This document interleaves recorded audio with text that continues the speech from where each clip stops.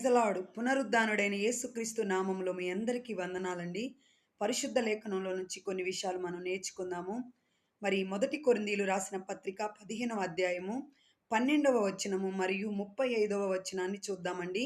మొదటిగా 12వ వచనాన్ని నేను చదువుతున్నాను, వినండి. క్రీస్తు మృతులలో నుండి లేపబడి ఉన్నాడని ప్రకటించబడుచుండగా మీలో కొందరు మృతుల పునరుద్ధానము లేదని ఎట్లు చెప్పుచున్నారు? 35వ వచనాన్ని కూడా చదువుతున్నాను, వినండి. అయితే మృతులు ఎలాగు లేతురు? వారెట్టి శరీరముతో వత్తురని ఒకడు అడుగును. ఓ అవివేకి, నీవు విత్తినది చచ్చితేనే గాని బ్రతికించబడదు కదా. నీవు విత్తిన దానిని చూడగా అది గోధుమ గింజ అయినను సరే, మరి ఏ గింజైనను సరే, వట్టి గింజనే విత్తుచున్నావు గాని పుట్టబోవు శరీరమును విత్తుటలేదు. అయితే దేవుడే తన చిత్త ప్రకారము నీవు విత్తిన దానికి శరీరం ఇచ్చును, మరియు ప్రతి విత్తనమునకు దాని దాని శరీరం ఇచ్చుచున్నాడు. మాంసమంతయు ఒక విధమైనది కాదు. అపోస్తులైన పౌలు గారు ఈ వాక్యాన్ని ఈ సందర్భంగా తెలియజేస్తున్నారండి. కొంతమంది పునరుద్ధానము లేదు అని వాదిస్తున్నారంట.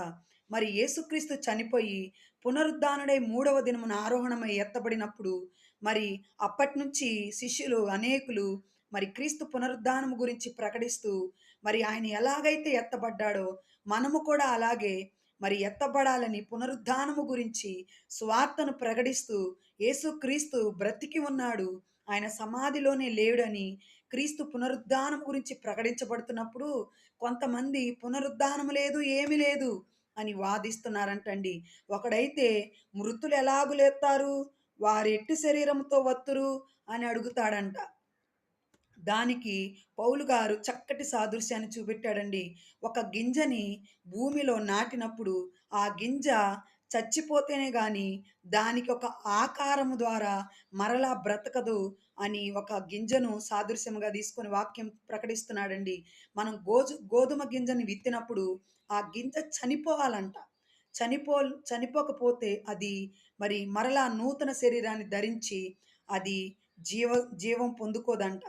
మరి ఆ గోధుమ గింజ ఎలాగైతే చనిపోయిందో మనము కూడా ఈ శరీరముతో చనిపోయి పాతి పెట్టబడి మరి మరలా మహిమ శరీరాన్ని మనం ధరించుకొని ఆ పరలోకములో నీవు నేను ఉంటామని పౌలు గారు ఇక్కడ ప్రకటిస్తున్నారండి.